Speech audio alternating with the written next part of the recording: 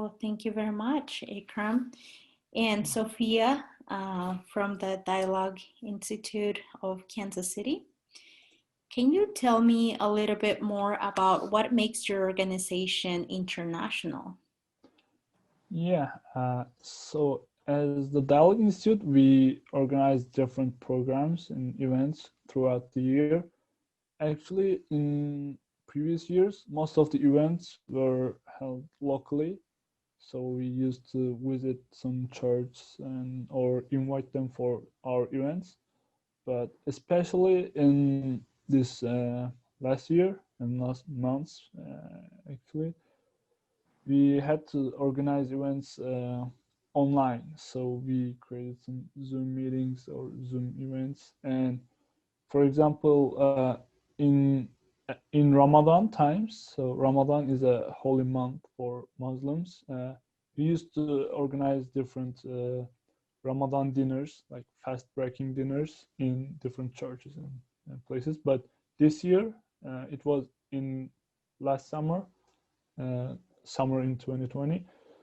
We had to do it online, like virtually. So we had virtual Ramadan dinners, and in those virtual dinners, we invited speakers from Germany. Sometimes in some of those dinners, sometimes we had speakers from South Africa. We had like speakers from different parts of the world, and also we organized different events like for some I don't know, like social events, like public events. And in those events, sometimes we uh, like co-organize events with different groups in sometimes in Turkey or different groups from Europe, some parts of Europe. So we co-organize those events, and we have participants from all over the world. Great, thank you, Ikram, for sharing that. Now let's back it up a little bit, and can you share a little bit more about the Dialogue Institute of Kansas City? What is it about? Um, Yeah. how could someone Mm-hmm. learn a little bit more? Yeah, sure. So Dialogue Institute is a nonprofit promoting dialogue, peace, and mutual understanding among the members of different ethnic communities, different nationalities, and faith communities. And yeah, our main goal is to create a dialogue between people to understand each other, uh, understand like better from their culture and uh, ideas.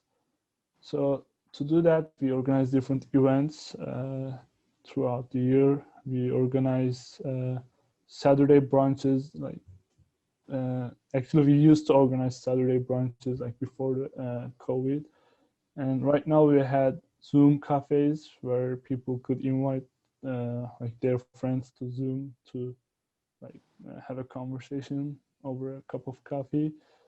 Also, we have annual dialogue and service events and annual uh, dinners. Like our signature event is a annual dialogue and peace dinner. So this year it will be held online again. So in those events we had speakers like from speakers who are experts in their field. Generally, they come to our dinner and like talk about the social things like dialogue or some cultural things. But those people are like experts globally. So generally, those presentations are great to like informative presentations. I love them very much. And yeah, that kind of events we organize throughout the year to mainly to promote dialogue and mutual understanding. Great, thank you. Um, Sophia, I would like to learn more about your experience or with the Dialogue Institute. What do you like Um, about most? Before pandemic, we had many programs actually in our Dialogue Institute, like building bridges dinners or friendship dinners, cooking classes, and book reading classes. And then now we are just having Zoom cafes, or we are visiting our friends using by Zoom. Um, but before pandemic, we had really very nice programs, especially building bridges dinners were so good. We were inviting our local friends to our houses, or from another countries. All friends were coming to our house or friends' houses. And it was good because we were talking about our traditions, food and cultures. It was so good. Um, we are just talking now. I hope we can start again to those programs. And in November, we are going to have friendship dinners. Did you join to friendship dinner before? I have not. Oh, it was really good. We were inviting people from other countries or other states. Last year, our guest was Sofia Pandia. She was an activist and she's working in California. And then it was so good. Actually, it was my first and last friendship dinners. I'm new in Kansas City. I came before 2 years. And when I came, I joined to this dialogue program. I'm so happy to be in this program because we can talk and we can know other people's culture and then their traditions. It's good for us. Great, thank you very much. So, can you tell me a little bit more of how you have been involved with the Dialogue Institute? What is your role with them? Um, I actually started to work with the Dialogue Institute in India.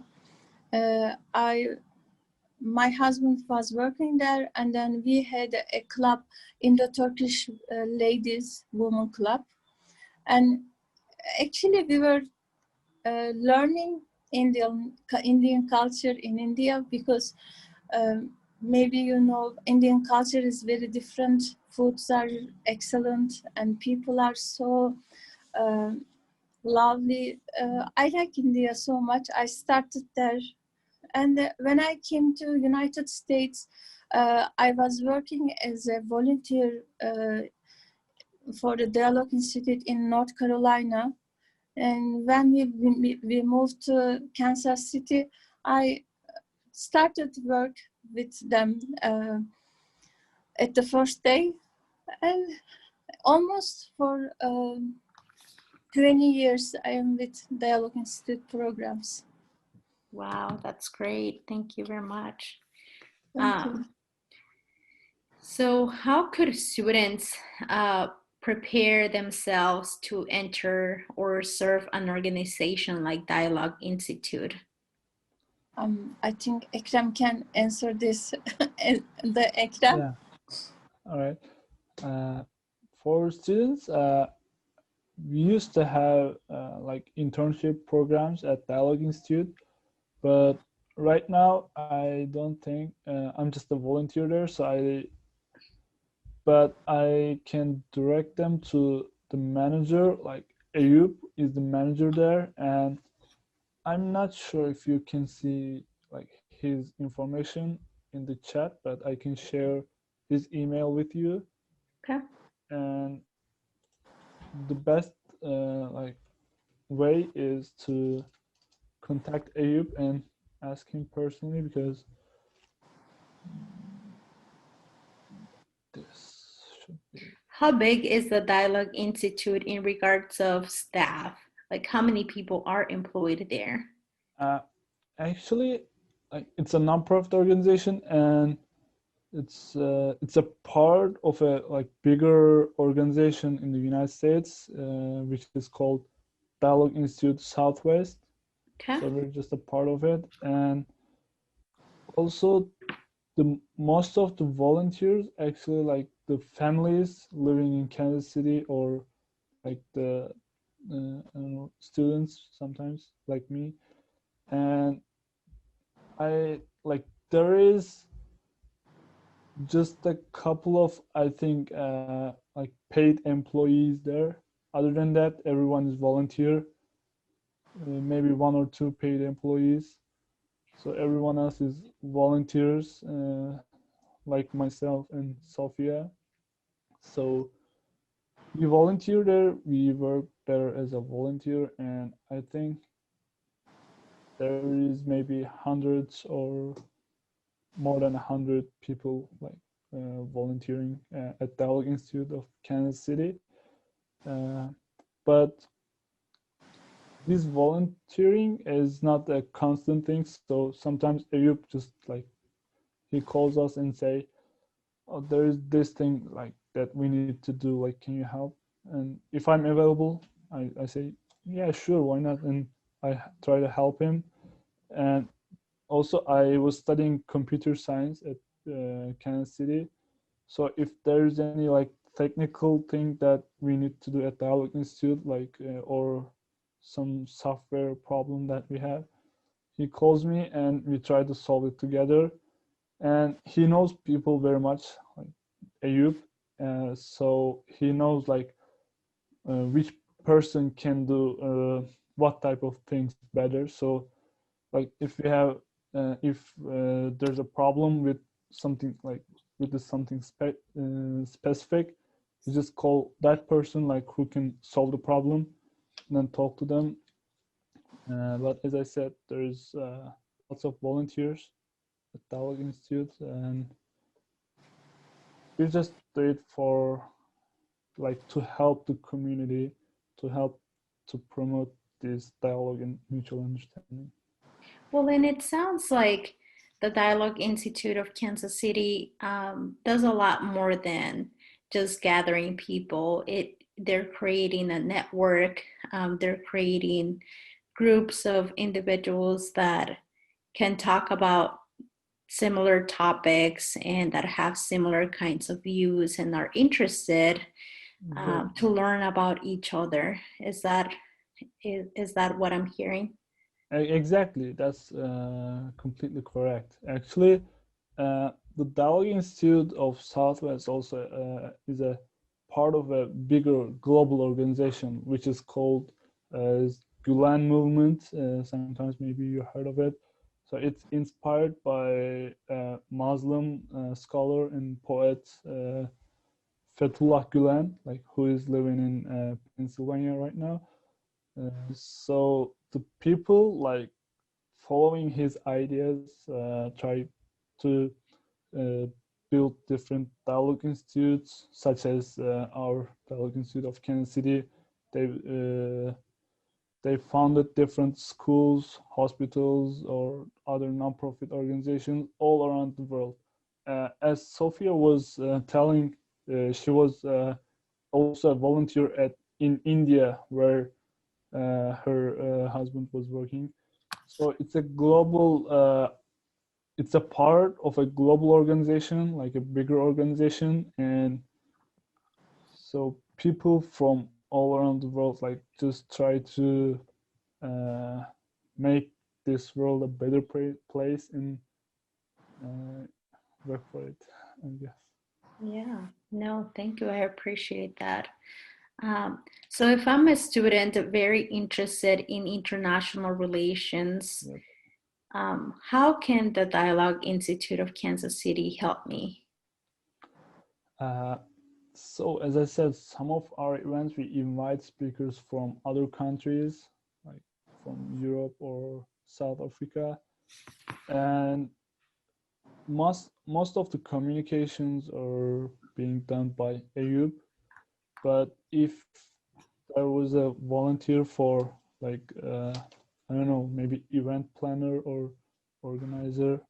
So if one of the like if a student is working next to Ayub and helping him to like invite people from different parts of the world, like from Europe or Africa or anywhere else. I think that would help a lot to improve the like international communication abilities, because those people, you need to communicate them at the right time, where their times are not in the middle of the night, and you need to like keep track of different things in mind to organize those events. Maybe helping organizing these events, in my opinion, would help a lot to communicate international, like to improve international communication skills. Yeah. That's Okay. it. Yeah, I really appreciate that. Sophia, anything else that you would like to add to our conversation today? Actually, I want to add another information. We have an advisory board, and local friends are there. I'm one of the member of the advisory board, and then we are asking before preparing a program if it is good for according to American culture or local people's traditions. We don't know, because we are foreigners. We want to be sure before preparing a program if it is good according to United States or not. After getting the good ideas, we are starting to prepare a program. Otherwise, we are not. Great, great. Well, thank Actually, you very much. I appreciate that. can I add a little bit? Yeah. Actually, that's a very good point, because also another aspect of like learning about international, like different countries in Dialogue Institute, there's lots of people from different parts of the world in Dialogue Institute itself. So we have volunteers from Turkey or Russia or Central Asia countries like Turkmenistan, Kazakhstan, Kyrgyzstan. And so we have in Dialogue Institute itself, we have a different, like very big international culture in there, just there. So people can learn about like different countries and their culture just in Dialogue Institute as well, other than the events and things, just from the members. That's also another way to like improve international skills, I guess. Great. I appreciate that. No, thank you. I think it is a great perspective, and I agree there is a lot of context that you need to make sure you know. Different cultures take things a little bit differently, and being able to correctly communicate across those different cultures is definitely very important. So I do appreciate your time today, and thank you very much for sharing all of your experience. Thank you, Erica, Thank you for very the much. opportunity. Thank you.